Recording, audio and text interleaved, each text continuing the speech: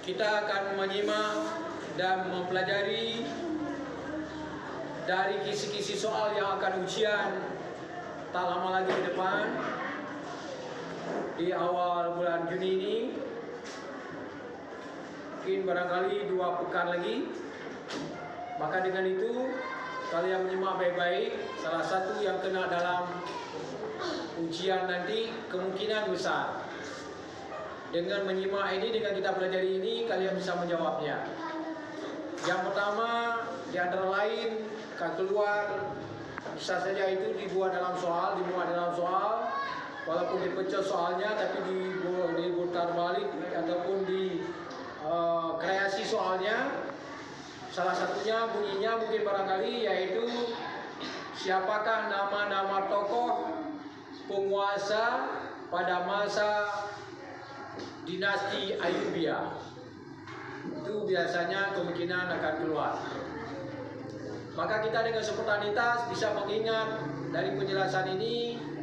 Kita ketahui sama-sama yang pertama adalah Salahuddin Yusuf Al-Ayyubi sendiri.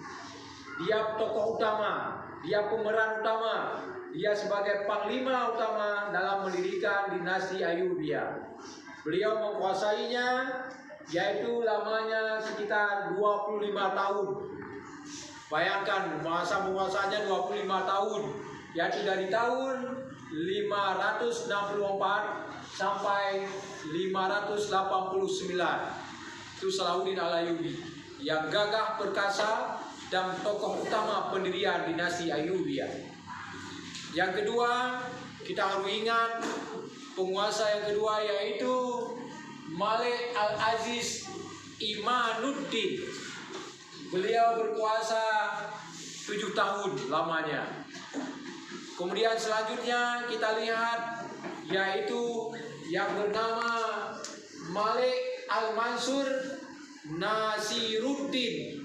Beliau berkuasa cuma setahun, tapi masa beliau sangat penting dilihat, yaitu kemajuan-kemajuan nantinya. Banyak yang dimajukan pada masa beliau. Kita kupaskan di waktu yang lain apa kemajuan-kemajuan pada masa Salahuddin Ayyubi, pada masa dinasti Ayyubiyah.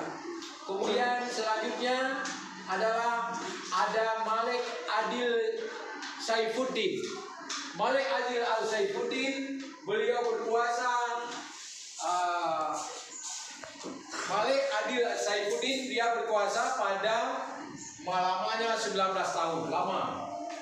Kenapa beliau lama berkuasa? Yang pertama kegagahannya, kesiapannya, dan kegigihannya, dan kekuatannya. Semua rakyat mendukungnya. Kemudian yang paling seru lagi adalah Malik Al-Kamil Muhammad.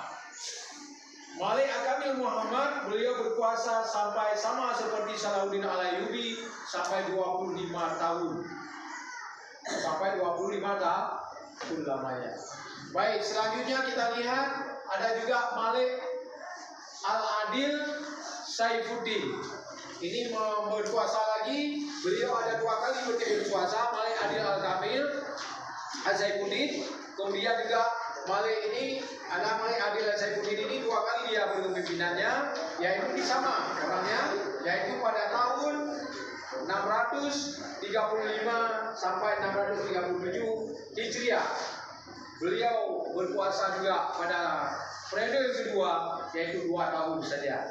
Kemudian selanjutnya kita lihat ada Malik Al-Salih Nazaruddin. Beliau berkuasa dari tahun 637 sampai 647 Hijriah. Beliau berkuasa selama 10 tahun. Dan seterusnya Malik Al-Mu'azzab. Al-Mu'azzab Turasyah ya, Turasyah kan? Tadi Bapak sampaikan Turasyah ya.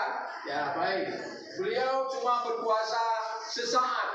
Dalam perjalanan itu langsung adalah dialih kepada Malik Al-Asraf Muzaffaruddin. Beliau berkuasa cuma 3 tahun. Seterusnya Khalifah dinasti Ayyubiyah. Kemudian hancur karena terjadinya peperangan dan terjadinya kilap dan terjadinya adalah kepemimpinan yang goyang dan tidak ada lagi kepemimpinannya model khalifah pada waktu itu karena banyak dorongan-dorongan dari orang-orang yang tidak senang dengan adanya khalifah dan tidak ada senang dengan adanya negara Islam secara menyeluruh, secara mendunia. Makanya akhirnya terjadilah kerajaan-kerajaan kecil, terjadilah kerajaan-kerajaan kecil dan menjadilah suatu pemerintahan yang model yang lain, bukan lagi model kekhalifahan dan dinastinya. Nah ini yang perlu dihadapi. Nanti kita di waktu kelas 3 akan lihat bagaimana kejadian peralihan antara khalifah atau dinasti yang Islam beralih kepada kerajaan, beralih kepada republik, beralih kepada raja-raja kecil yang ada di dunia. Salah satunya adalah berkembang pesat adanya dinasti Utsmani atau dikatakan kerajaan pada waktu itu Kairo di Mesir. Kemudian bagaimana sampai terjadinya kerajaan-kerajaan di dunia lainnya. Salah satunya adalah juga di Aceh terjadinya kerajaan Islam, ya, dan juga terjadinya di Nusantara ini bermacam kerajaan-kerajaan yang lain. Itu kita belajar nanti di kelas 3 atau di kelas 9 di tingkat madrasah sanawiyah yang kita pelajari ini.